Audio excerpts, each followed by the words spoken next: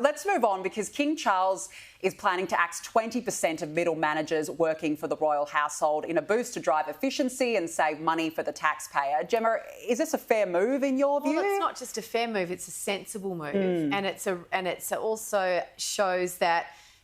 When the King is saying that they want to modernise the monarchy, they're not just talking about it.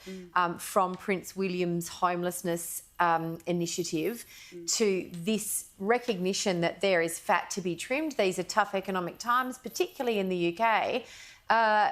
It's a smart move. It's the right move. It's a business, right? The royal family is a business for the UK. For all of the misery guts, as they say, oh, get rid of them. Get rid of the economic benefit to the royal family to the UK. Yeah, good luck with that. Yeah. He's smart enough to look at it and go, we can trim this. We can bring it to a place of more modernity. Good on him.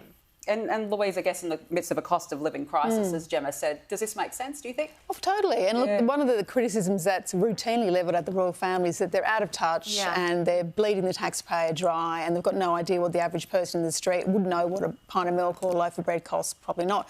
But I always find these stories also fascinating, just the fact that one person does a job and two people come in to check it. Oh, it's too much. It's crazy. You don't need that many people. No, I don't think so. Even putting the toothpaste... From back in the day when they had like a food tester in case they got poisoned. Yeah, probably. Yeah, it's crazy. So to Gemma's point, definitely time to trim the fat. Yeah, time to trim the fat, and it's a good look, I guess, overall, as we said, in the midst of a crisis. Cosmetically, good PR campaign, that's for sure. Now, look, this one's interesting because a picture has emerged this week of Prince William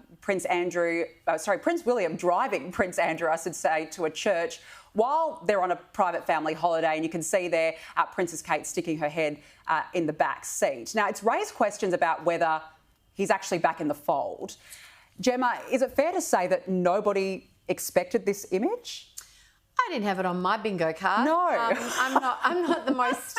I mean, I'm an invested... I'm not Chris Kenny level of invested in the royal family, but I'm close. Yeah. I just think it's... You know, we sometimes forget that they're a family with family dynamics, albeit with a completely global lens, obviously. But, you know, Andrew's done some dumb stuff. And he's embarrassed the family. I mean, dumb stuff, obviously the understatement of the century, but go with me. Yeah. You know, he's embarrassed the family. They've had to deal with it as a family. And maybe maybe there has been true repentance. I don't know. But in terms of, you know, a family dynamic that every person in Australia can relate to, you know, oh, well, I haven't seen Uncle Andrew for a while, so I thought he wanted to come to church, so I threw him in the car with us. There's a bit of the black sheep of the family, I suppose, but they still want to keep close. Louise, even though I guess the royals here, they were at Balmoral, they're on a private holiday. Yeah. Does this image or the notion of, I guess, the future king and queen associating themselves with somebody who has been quite highly disgraced, does that damage William and Kate at all? No, I don't think it does, because I think the other part of this story is that, of course, when Andrew did disgrace himself with Jeffrey Epstein and all that whole saga, William apparently was really pushing his dad to ostracise him from the family. And the other story this weekend is that he's kind of driven him to church a little bit under duress, interestingly, with Kate in the back seat. Right. And then apparently on the way home, Andrew's photo op was gone and therefore Kate was back in the front seat where, of course, she belongs, not in the back seat behind Uncle Andrew.